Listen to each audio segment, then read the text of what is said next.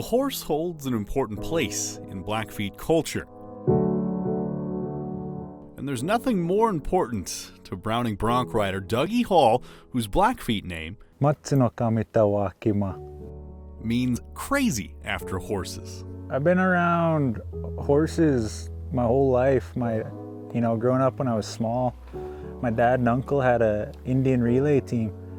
And so I grew up, I was a Indian relay brat growing up, so I was traveled to every fair in Montana, and that's what was my first introduction to horses was, growing up on sugar and fast horses. And it's been a labor of love ever since. Dougie took up bronc riding as a teenager, and he's quickly made a name for himself on the Montana circuit with his thrilling rides and his signature dance moves.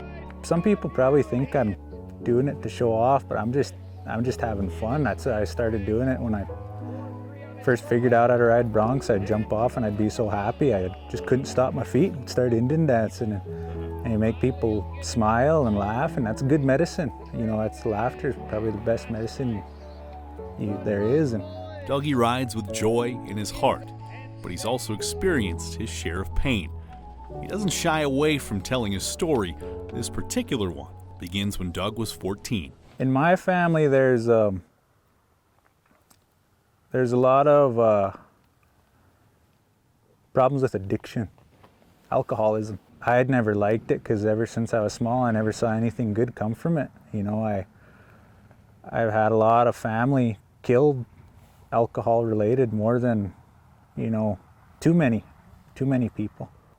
So growing up, I remember my mom, she was a registered nurse, and she didn't drink. But when I was a little kid, I remember she made me promise her that I would never touch a drop of alcohol in my life. And I told her, yeah, I promise you that I won't do it. And I remember the day it happened. I was 14 years old, just a nice evening like this. We start for home, and we're coming towards Browning on Highway 2 there. My mom's laughing and singing to the radio, just enjoying life. And my sister yelled, I remember hearing her yell, "No." And our truck swerved. And I'm sitting behind my dad, so I peek around the front seat and I see a pair of headlights coming at us. And they're close. And there was nothing I could do. That's the most helpless I've ever felt. And we hit, and I remember coming to and hearing the hissing of the engines. I look in the front seat and I, see my dad, my older sister, and my mother all laying over airbags, and they were, I'll never forget that. They were all blowing bubbles in their own blood on them airbags. The driver of the other vehicle was drunk. Doug's mother was flown to Seattle. To see her laying in that hospital bed like that, a machine breathing for her, and I remember looking up at that computer screen and seeing her vitals, and they were all just barely going.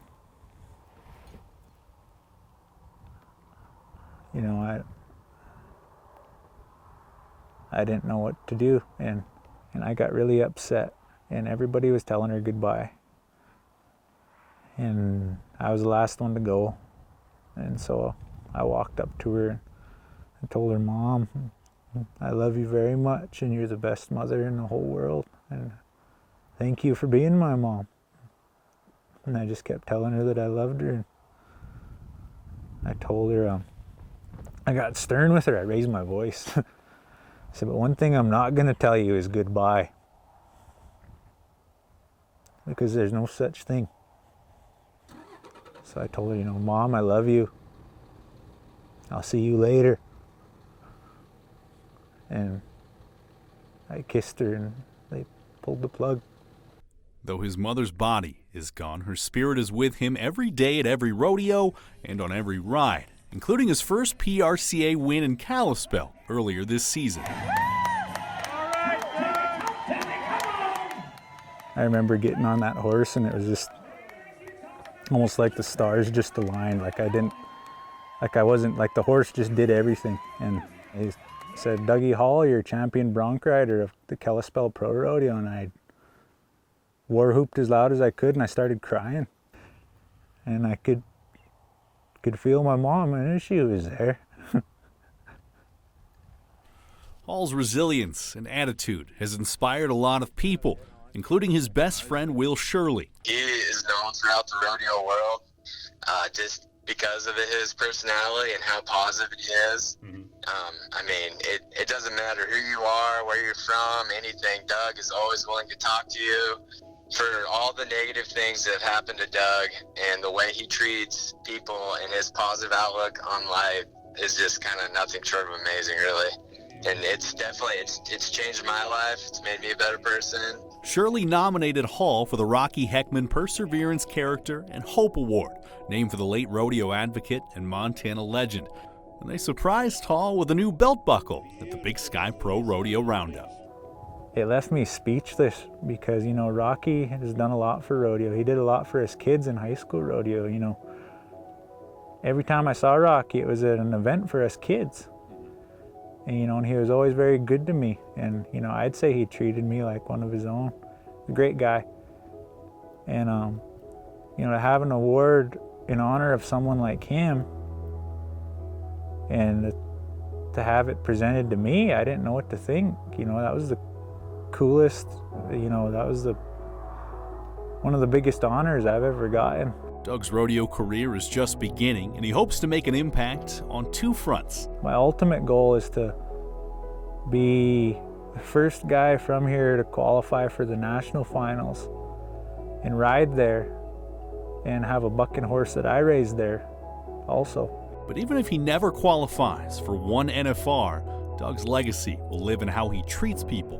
And that's worth more than any championship or belt buckle. When somebody smiles or laughs, they seem to put down the baggage, whatever they're carrying. You know, if it's, you know, not so positive, they seem to put that stuff down when you make them smile or laugh. It feels good to be looked at as a human being. That's just how I was raised, was people are people. Tom Wiley, MTN Sports.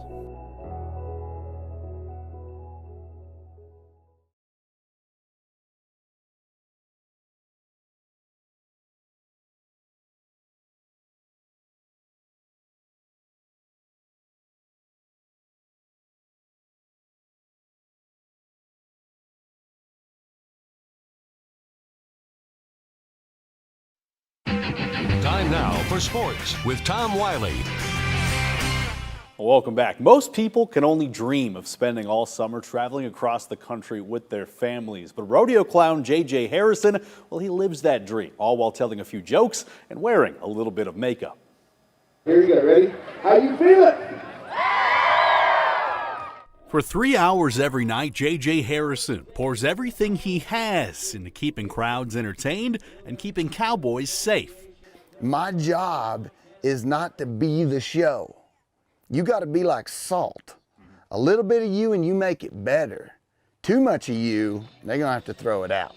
And Harrison has found the perfect recipe, weaving laughs and engagement into his performance, and it's earned him the reputation as one of the top entertainers in pro rodeo.